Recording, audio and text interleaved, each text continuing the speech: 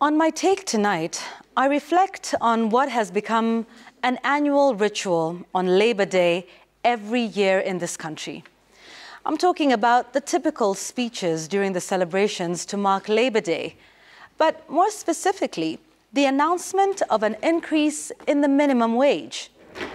Tonight I ask, to what extent are these pronouncements reflective of present realities? And is it a piecemeal approach versus a whole general understanding of the economic situation that prevails? This year, the proposal is to increase the minimum wage by 6%. Now, this is well and good. But let's get some context first, shall we? You see, on one hand, the push is for the private sector to create more jobs and, in fact, to pay them better with an enhanced minimum wage. Well, folks, there is only one economy, and it works in concert, in harmony. The piano player must be in harmony with the sax player, and even the drummer. So on the one hand, there are calls for more jobs, better pay. Yet on the other, the Finance Act 2023 sings a different tune. The Federation of Kenya Employers has raised concerns over the effects it has on the business environment. FKE has said, and I quote, "The Finance Act 2023 has led to unsustainable business costs, negatively impacting cash flows, payroll, general wage demand, and business closures," end quote.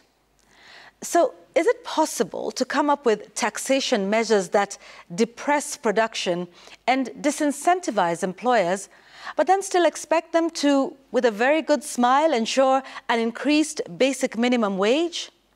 And don't forget, there are more deductions on the way.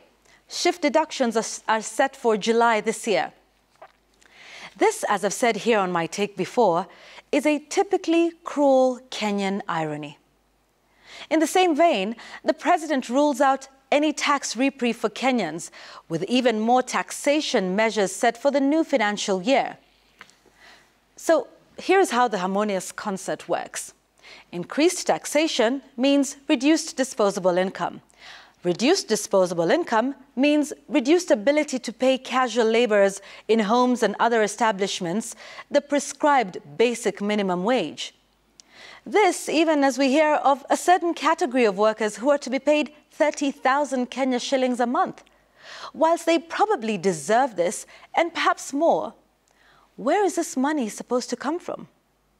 Folks, typically every employer faces the same problems government is facing. If government, as they say, are having a hard time paying intern doctors, would private sector employers not also have the same struggle with their employees? Government should learn to wear the shoes of fellow employers. And by doing so, perhaps their tax measures will be more considerate, and those percentages in earnings will be more thoughtful in the process of deliberation. So my heart goes out to the big portion of Kenyans that are on the minimum wage category, because in the many cycles of the yearly ritual, I've not once heard that those increases are actually effected. Most Kenyans can't afford it. Now, we know that, you and I know, that it is good faith arrangements that are keeping many households going. Folks, we need to relate these conversations. The economy is one whole, not pockets of progress, depression, and growth. The cost of living has an impact on everyone, including employers, for whom the unions do not speak so eloquently. The economy is one column, top to bottom and vice versa. We have one body of the economy, and wellness cannot be extended or confined to only some pockets of it. Wages and even salaries are usually a reflection of how well or how badly an employer is doing. A depressed employer cannot spring up a miracle on wages. So when percentages are announced, as is the case every Labor Day, they had best be informed by full picture, honest economics. The government may do well to remember that.